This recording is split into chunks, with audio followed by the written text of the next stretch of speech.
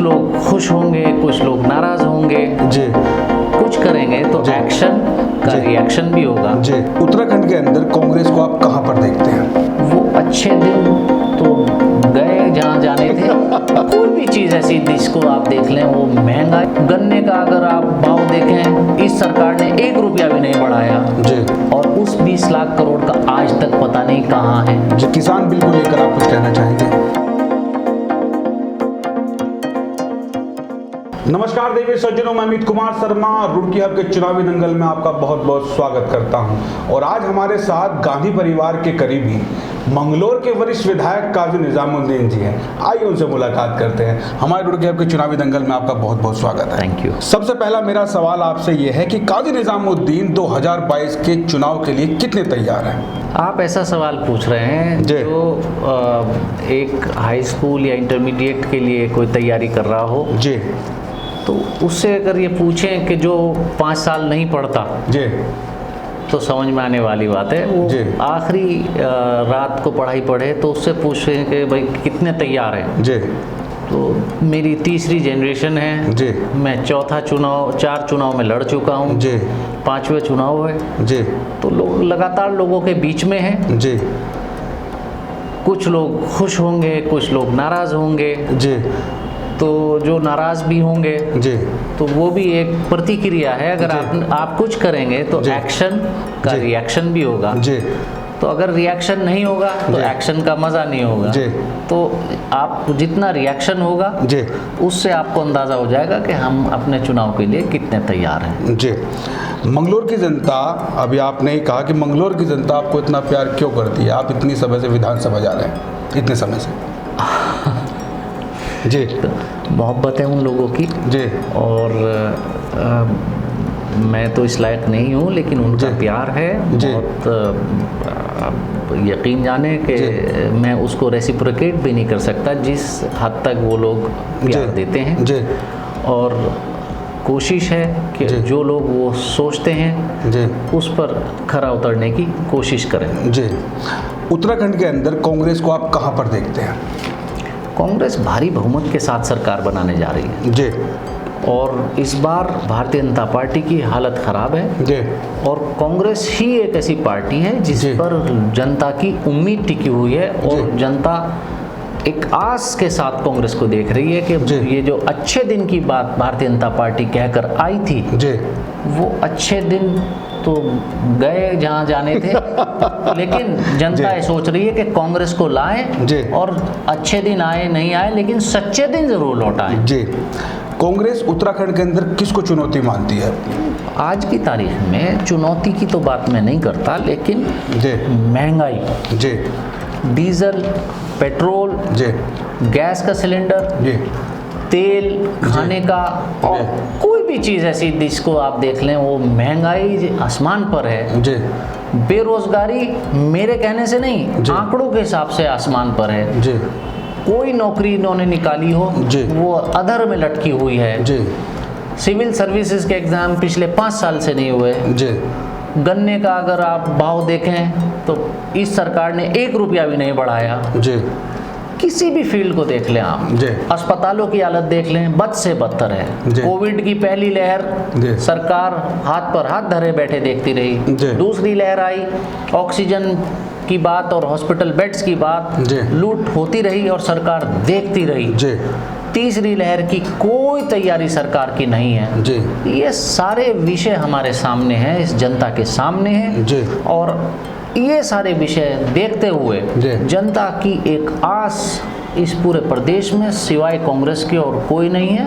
पहले भी कांग्रेस ने अपने आप को पैमाने पर उतारा और फिर आने वाले वक्त में आप देखिए कि पंडित नरेंद्र तिवारी जी जब चीफ मिनिस्टर थे उत्तराखंड के, तो चाहे भगवानपुर हो, चाहे मंडावली मंगलौर का इलाका हो, चाहे लक्सर और हरिद्वार का सिडकुल हो, सेलाकोई हो या रुद्रपुर हो, पूरे उत्तराखंड में उद्योग लगे हैं। और जिन आंखों ने पंडित नरेंद्र तिवारी जी की कांग्रेस सरकार में ये उद्योग लगते देखे, आज इन 4 सालों में ये उद्योग बंद होते देखे, जिससे कि राजस्व का नुकसान प्रदेश को भी हुआ और बेरोजगारी लगातार बढ़ रही है, तो कांग्रेस को ही एक उम्मीद के तौर पर लोग देख रहे हैं। अभी आपने तिवारी जी की बात की, उसके बीच में भी आपकी पार्टी के मुख्यमंत्री रहे हैं। क्या तिवारी जी का कार्यकाल अच्छा रहा है या उनका नहीं था? मैंने एक मिसाल उद्योग की दी जी। हरीश रावत जी के सरकार में जी। जब हरीश रावत जी की सरकार थी जी। तो केदारनाथ जी की त्रासदी आई, उसको बहुत ही सलीके के साथ उन्होंने और एक दृढ़ निश्चय के साथ उसको उन्होंने दोबारा सही करवाया और पुनर्स्थापित किए सारे रास्ते, दोबारा यात्रा शुरू करवाई। समाज कल्याण की जितनी योजनाएं उनके समय चल पाई वो चली। आज सब लगभग ठप हैं। तमाम ऐसे काम थे जो गांव ऐसे थे जहां पुराने रास्तों से नहीं जुड़े थे, उन्होंने मेरा गांव मेरी सड़क योजना चलाई और उन जगहों तक रास्ते पहुंचाए जहां तक सोच भी नहीं जा रही थी कि रास्ते जा सकते हैं। बहुत विकास कार्य उनके समय रहते हुआ, अलग अलग सरकारों के समय अलग अलग चीज़ें हुई। तो ये तुलना करना कि किसके समय क्या हुआ, किसी के समय कोई एक बेहतर काम हुआ, दूसरों रावत जी के टाइम पर दूसरा कोई बेहतर काम हुआ, लेकिन कुल मिलाकर के बेहतर काम इन्हीं दो सरकारों के रहते। कांग्रेस जो है उत्तराखंड के अंदर कौन से मुद्दे लेकर जा रही है कि जिससे जनता उनको चुने? क्या वो अहम मुद्दे हैं? कांग्रेस एक वो दल है जिसने इस देश को खाद्य सुरक्षा अधिनियम दिया, खाद्य सुरक्षा कानून दिया, सूचना का अधिकार दिया, कांग्रेस ने शिक्षा का अधिकार दिया, इस प्रदेश को उद्योग दिए, तमाम ITIs खुलवाए। आज इन 4 सालों में महंगाई चरम पर है, टूटी सड़कें हैं, कुंभ के हालात आपके सामने हैं। कुंभ में कोविड के टेस्ट के घोटाले तो छोड़ दीजिए, अगर किसी भी चीज़ की जांच करा लीजिए, घाट से लेके सड़क की, हर जगह घोटाला आपको दिखाई देगा। क्या कांग्रेस जब आएगी क्या घोटालों की जांच होगी? मैं बता दूं तो कांग्रेस ने पहले बड़े बड़े काम किए हैं और अब फिर बेरोजगारी चरम पर है इस प्रदेश में। भारत सरकार के आंकड़े बेरोजगारी दर्शा रहे हैं। तो एक जो बेरोजगार है उसकी आस कांग्रेस के ऊपर है कि ये तो भारतीय जनता पार्टी से तो उन्होंने अब उम्मीद करनी छोड़ दी। ये तो भावनाओं का खेल खेलते हैं, भावनाओं के खेल में ये जनता को उलझाते हैं और पहले उलझाया अब फिर उलझाने का प्रयास करेंगे, लेकिन जनता समझ चुकी कांट की हांडी बार बार नहीं चढ़ेगी। इनके ये डबल इंजन कहकर आए थे और ये डबल इंजन ऐसा डबल इंजन था कि एक तरफ प्रदेश के केंद्र सरकार खड़ी हो गई और दूसरी तरफ राज्य सरकार। इन्होंने तो हमारे प्रदेश को दोनों इंजनों के बीच में रखकर चकनाचूर कर दिया, हमारा जूस निकाल दिया प्रदेश का, और बेरोजगारी से लेकर और भ्रष्टाचारी तक इन्होंने हर चीज़ बढ़ाई। तो कांग्रेस की तरफ ही जनता एक आस की नज़र से देख रही है और हम उनकी उम्मीदों पर खरा उतरेंगे। मैं उम्मीद करता हूं कि जनता एक भारी बहुमत के साथ कांग्रेस को लेकर आएगी। कांग्रेस के अंदर गुटबाजी है, कोई प्रदेश जो अध्यक्ष थे उनका गुट बताता है, कोई हरदा का गुट बताता है। तो क्या है ये गुटबाजी, क्या नुकसान उठाएगी कांग्रेस कभी इसका? 3 मुख्यमंत्री किसने बदले? मुख्यमंत्री आपकी सरकार में बदले गए हैं। वो मुख्यमंत्री 10 साल कांग्रेस ने शासन किया और 3 मुख्यमंत्री बदले। और भारतीय जनता पार्टी के 2 साल तो पहले तो उसमें 2 मुख्यमंत्री, फिर 2 मुख्यमंत्री इन्होंने दिए और बदले तो 3 बार, लेकिन चलो मैं 2 ही जोड़ता हूँ दूसरे कार्यकाल में, और 3 इसमें 3 और 2 5 और 2 7 11 साल में 7 मुख्यमंत्री और हमने 10 साल में 3 मुख्यमंत्री। तो अस्थिरता इन्होंने दी। तो आपके गुटबाजी भारतीय जनता पार्टी में है, तो कांग्रेस में गुटबाजी नहीं है। सवाल कांग्रेस का एकजुट परिवार है और हम सब एकजुट होकर इकट्ठे होकर जनहित के विषयों पर सभी लोग, कांग्रेस अध्यक्षा सोनिया जी, राहुल जी के नेतृत्व में हमारे, अब इस समय हम उनको भी याद करते हैं। श्रीमती इंदिरा हृदय जी हमारे बीच में नहीं हैं, हमारी नेता थी, आज वो नहीं हैं। उनके होने से उनके तजुर्बे का हम फायदा नहीं उठा पाएंगे, उनका भी हमें एक झटका लगा। तो हरीश रावत जी हैं, प्रीतम सिंह जी हैं, गणेश गोदियाल जी हैं, करण महाराज जी हैं, हम सब लोग इकट्ठे होकर काम करेंगे और उस प्रदेश की लिए विकास कार्यों की जहाँ जहाँ जरूरत होगी उस दिशा में हम सब लोग इस प्रदेश को ले जाएंगे। मुख्यमंत्री का कांग्रेस का चेहरा कौन होगा उत्तराखंड में? कांग्रेस एक लोकतांत्रिक पार्टी है जिसमें हम लोग विधानसभा का चुनाव लड़ने के लिए जा रहे हैं जी।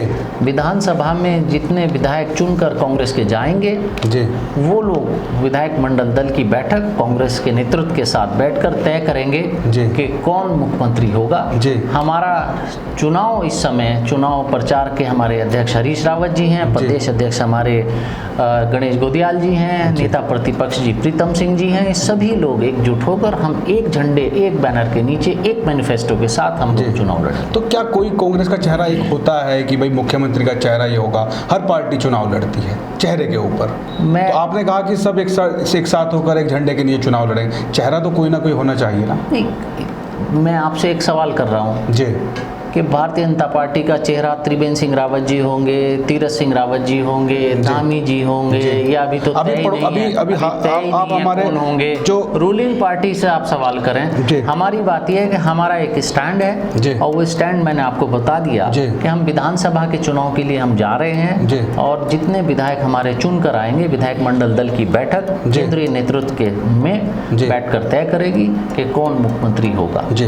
बीजेपी के एक बाहुबली विधायक हैं, वो कहते हैं कि मुझे मंगलोर से चुनाव लड़ाएं या मुझे कलियर से चुनाव लड़ाएं, कहीं से भी चुनाव लड़ाएं, किसी भी सीट पर मैं जीत कर आऊँगा। आपका क्या कहना है कि मंगलोर सीट से वो जीत पाएंगे? जी लोकतांत्रिक व्यवस्था है जी, बोलने पर तो लाइसेंस नहीं। तो भारतीय जनता पार्टी में जी एक मैंने देखा है कि बोलने वालों की कमी नहीं है। इनके प्रधानमंत्री जब बोलते हैं तो 20 लाख करोड़ का पैकेज देने की बात करते हैं और उस 20 लाख करोड़ का आज तक पता नहीं कहाँ है। 15 लाख हर खाते में देने की बात करते हैं, उसका किसी को मालूम नहीं कहाँ है। अभी लाल किले से 15 अगस्त को 100 लाख करोड़ के पैकेज की बात कर रहे हैं, पहले भी की है। 1 रुपया मुझे तो मालूम नहीं शायद हमारे प्रदेश को मिला। अब उनके असर में, अपने प्रधानमंत्री के असर में कोई भी कुछ भी बोल सकता है, इनके बोलने पर कोई प्रतिबंध नहीं है और बोलकर जो खुश होते रहें तो खुश फहमी में भी ये लोग जीते रहें, अच्छा है। अच्छा, कांग्रेस पार्टी जो है वो हमेशा टिकट को बंटवारे को लेकर असमंजस में रहती है, क्या कारण है इसके पीछे? कौन सा असमंजस? लास्ट मोमेंट तक कांग्रेस पार्टी अपने प्रत्याशी को डिक्लेयर नहीं करती। सभी पार्टियों का ये है, लास्ट मोमेंट पर ही सभी लोग सभी पार्टियों की प्रक्रियाएं होती हैं, अपनी एक प्रक्रिया है और उस प्रक्रिया से सब लोग चलते हैं और उस प्रक्रिया के तहत ही टिकट वितरण होता है। और आप ये देखिए कि पिछले 10 चुनाव के आप रिजल्ट्स उठाकर देखिए जो प्रदेशों के हुए हैं, पिछले 10 चुनाव में उसमें कर्नाटक, राजस्थान, छत्तीसगढ़ ये हम जीते हैं, झारखंड और महाराष्ट्र में हम गठबंधन की सरकार में हैं, बिहार में बहुत मामूली वोट परसेंटेज से कांग्रेस की और यूपीए की सरकार नहीं बन पाई। तो बीजेपी का अगर आप देखें तो बीजेपी हरियाणा में गिर पड़कर सरकार बनी है, बिहार में गिर पड़कर सरकार बनी है। तो जहाँ जहाँ इन्होंने बड़े बड़े नारे दिए, बंगाल में दिए और दिल्ली में दिए और नसीब वाला और बेनसीब वाली बात की, वहाँ इन्होंने मुंह की खाई। तो आप इनके रिजल्ट्स देखिए कि रिजल्ट्स जो ये उम्मीद करते थे उसके उल्टे रिजल्ट्स आए हैं। बिहार में बहुत इन्होंने नारे दिए, दीदी ओ दीदी, उसके रिजल्ट्स आपने देख लिए। तो इनको आत्ममंथन करना चाहिए कि जहाँ जहाँ भारतीय जनता पार्टी जिन जिन प्रदेशों में बड़े बड़े नारों के साथ चुनाव लड़ने के लिए गई, वहाँ ये औंधे मुँह गिरे और कांग्रेस ने इनसे बेहतर रिजल्ट्स विधानसभाओं के चुनाव में दिए। बाद में ये लोग बेईमानी कर अलट पलट कर लें, उसका देखिए अलोकतांत्रिक तरीके कांग्रेस को नहीं आते, वो कांग्रेस के डीएनए में नहीं है। लेकिन ये लोग अलोकतांत्रिक लोकतांत्रिक इनको कोई फर्क नहीं पड़ता। अभी आपने कहा बीजेपी पार्टी अलग अलग मुद्दों को उठाकर सत्ता में आई, कांग्रेस पार्टी को सभी दलों के साथ मिलकर चुनाव क्यों लड़ना पड़ा? आप ये बताइए, क्या आप ये बता पाएंगे कि किसी प्रदेश किसी दल के साथ भारतीय जनता पार्टी का उत्तराखंड में गठबंधन था पिछले 4 साल से? 4 योजनाओं से है गठबंधन? बता पाएंगे आप? मैं आपसे पूछ रहा हूँ, है या नहीं है? है या नहीं है? मैंने आपसे सवाल आपसे पूछ रहा हूँ, है या नहीं है? जी। अब अकाली दल से उत्तराखंड प्रदेश में भारतीय जनता पार्टी का गठबंधन है जी। और काशीपुर से जो हरभजन सिंह चीमा जी हैं वो सिंबल भारतीय जनता पार्टी का होता है। झंडे उनकी गाड़ी पर दोनों दलों के लगे होते हैं, अकाली दल का भी और भारतीय जनता पार्टी का भी। उत्तर प्रदेश में आप जाइएगा तो भारतीय जनता पार्टी का वो 2017 के चुनाव में, 2019 के चुनाव में अपना दल से लेके वो राजभर जी की पार्टी हो, कश्यप जी की पार्टी हो, अलग अलग छोटे छोटे दलों से लगभग दर्जन भर छोटे छोटे दलों के साथ इन्होंने गठबंधन किया। हाँ, इतना स्मार्टली ये काम कर लेते हैं कि उनको अपना सिंबल देकर ये चुनाव लड़ाते हैं। मतलब वो दिखाई नहीं देते हैं लेकिन पीठ पीछे सब कुछ करते हैं अप्रत्यक्ष रूप से, लेकिन मालूम सबको है कि गठबंधन है।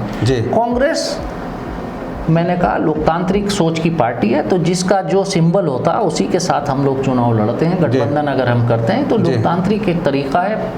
भारतीय जनता पार्टी भी गठबंधन से चलती है, एनडीए के नाम से है, हम यूपीए के नाम से हैं।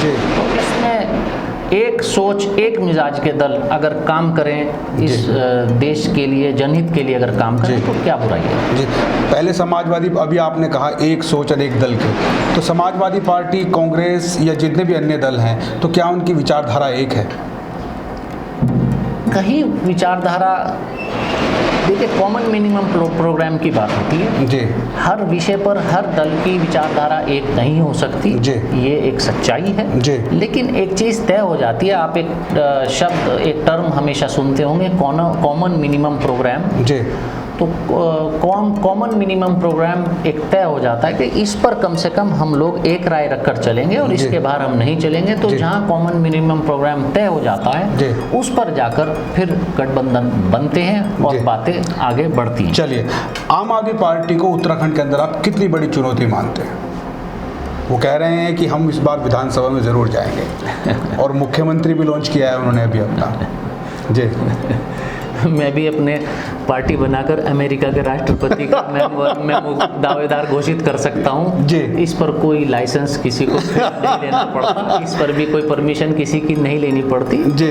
लोकतांत्रिक व्यवस्था है, उनका भी हार्दिक स्वागत है, सभी दलों का हार्दिक स्वागत है। सभी लोग दल आए, चुनाव लड़े, स्वच्छ प्रतिस्पर्धा हो, उसका हम हार्दिक अभिनंदन करते हैं। लेकिन जो पार्टी जिसके शीला दीक्षित जी के टाइम से लेकर और अरविंद केजरीवाल जी के टाइम पर जी, दिल्ली जैसे शहर में 100 स्कूल बंद कर चुके जी, 100 स्कूल कम कर चुके हैं सरकारी जी।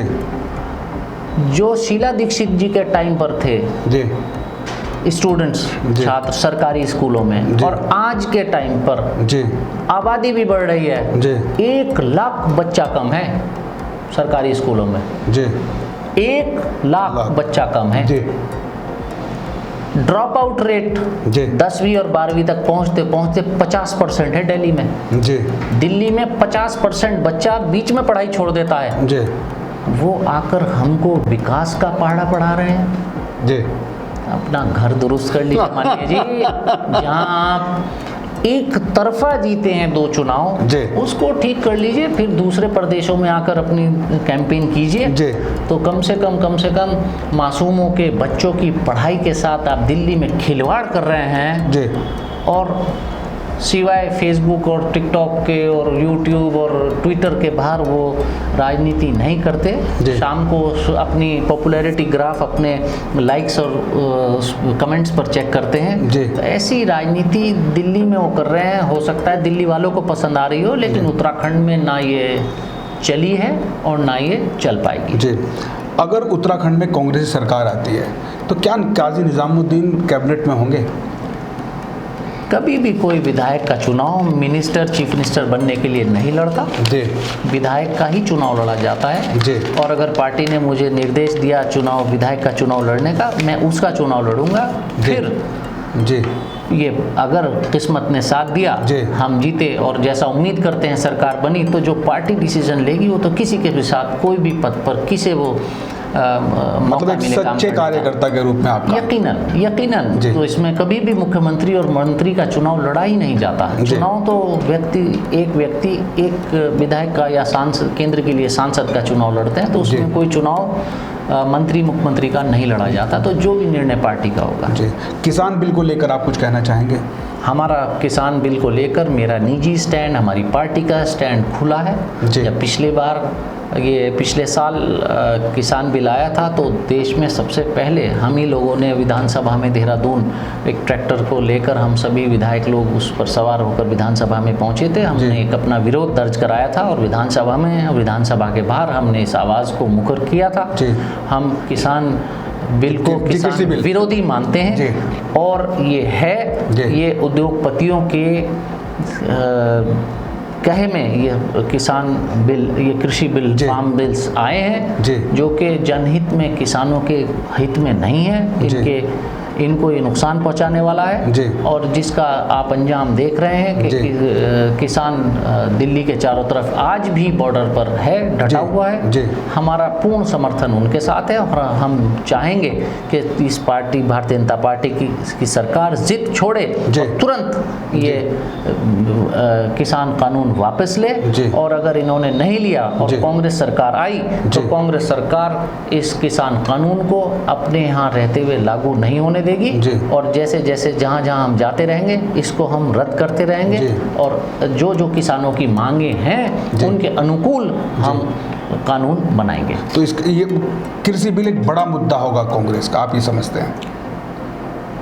इसमें भारतीय जनता पार्टी के पदाधिकारियों की, उनके विधायकों की स्थिति इस टाइम इतनी खराब है कि उनको जनता गांवों में घुसने नहीं दे रही है। चाहे हरियाणा हो, चाहे पंजाब हो, चाहे उत्तराखंड के या यूपी के गांव हो, आप हर जगह के रिजल्ट्स आपके सामने आने शुरू हो गए और वही रिजल्ट्स हैं कि भारतीय जनता पार्टी अब, क्योंकि वो जिद पर अड़े हैं, अब मैं चाहूँगा कि वो जिद छोड़ें और अपने पदाधिकारियों की, विधायकों की, सांसदों की, जनता के बीच में दुर्दशा देख लें। अगर जिद नहीं छोड़ी तो जिस जनता ने आपको दिल्ली का ताज और अन्य प्रदेशों का ताज सौंपा था, वो जनता ताज देना जानती है, वो ताज लेना भी जानती है।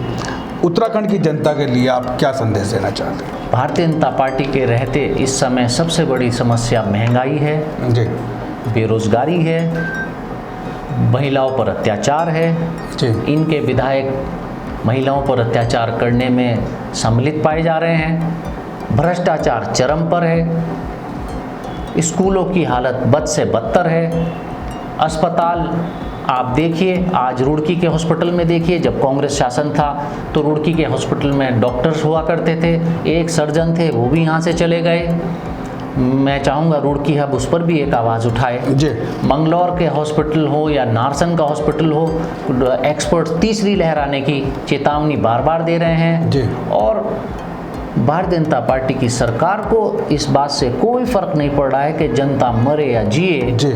उनको जो स्थिति हॉस्पिटल की 2 साल पहले थी वही आज है। ऑक्सीजन की परवाह नहीं, दवा की परवाह नहीं, बेड हो ना हो, वेंटिलेटर चल रहे हैं नहीं चल रहे हैं, उन्हें कोई मतलब नहीं। वो अपना मुख्यमंत्री बदलने का गेम खेल रहे हैं। एक फिल्म हमने देखी थी अनिल कपूर की, जिसमें 24 घंटे का मुख्यमंत्री अनिल कपूर को बनाया गया था। ये 24 हफ्ते का मुख्यमंत्री इन्होंने बना दिया, तो घंटे को हफ्तों में बदल दिया। तो हालात इनके सबके सामने हैं।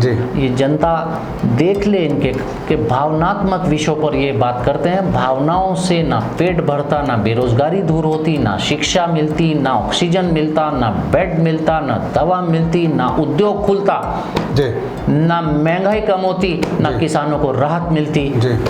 इन सभी कामों के लिए कांग्रेस को जिताइए और जो बंद पड़े उद्योग हैं कांग्रेस इनको चालू करवाएगी और नए उद्योग लगवाने की दिशा में प्रदेश को ले चलेगी। महंगाई कम करने का हम लोग प्रयास करेंगे और जो अस्पतालों में ऑक्सीजन की कमी है, बेड की कमी है, डॉक्टर्स की कमी है, उनको दूर करने का प्रयास करेंगे। इस प्रदेश के स्कूलों को की जो 4 साल में इन्होंने हालत ख़राब कर दी, उनको सही करने का हम प्रयास करेंगे और जो सड़कें, जो अन्य विकास कार्य रुके हुए हैं, उनका हम दुरुस्त करने का हम प्रयास करेंगे। तो अगर एक संपूर्ण विकास की तरफ इस प्रदेश को ले जाना है तो मैं समझता हूँ कि इस प्रदेश के लिए कांग्रेस से बेहतर विकल्प और कोई हो नहीं सकता। जी। आपने अपना कीमती समय हमें दिया, उसके लिए बहुत बहुत धन्यवाद। और हम ईश्वर से कामना करते रहें ऐसे ही मुलाकात होती रहे, ऐसी चर्चाएं। थैंक यू शर्मा जी, आपने मुझे यहाँ बुलाया और मेरे मुझसे बात की, और मैं उम्मीद करता हूँ कि रुड़की, मंगलौर, हरिद्वार की आवाज़ को, उत्तराखंड की आवाज़ को ऐसे ही आप बुलंद करते रहें। धन्यवाद, बहुत बहुत धन्यवाद। Thank you so much sir.